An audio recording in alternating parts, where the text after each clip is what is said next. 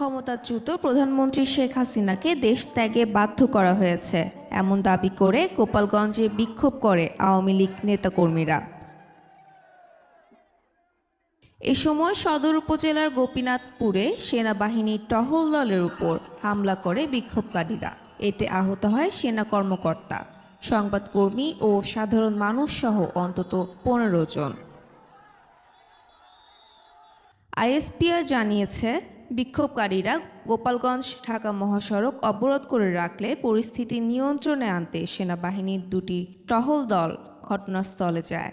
এ সময় উত্তেজিত বিক্ষোভকারীরা ইট পাটকেল ছুড়তে থাকে। দেশীয় তৈরি অস্ত্র দিয়ে টহল দলের সদস্যদের আঘাত করলে 3 জন অফিসার, 1 জন জুনিয়র কমিশন অফিসার ও 5 জন সেনা সদস্য আহত হয়। পুড়িয়ে দেয়া হয় সেনাবাহিনীর একটি গাড়ি, ভাঙচুর চালানো হয় অন্য দুটি গাড়িতে।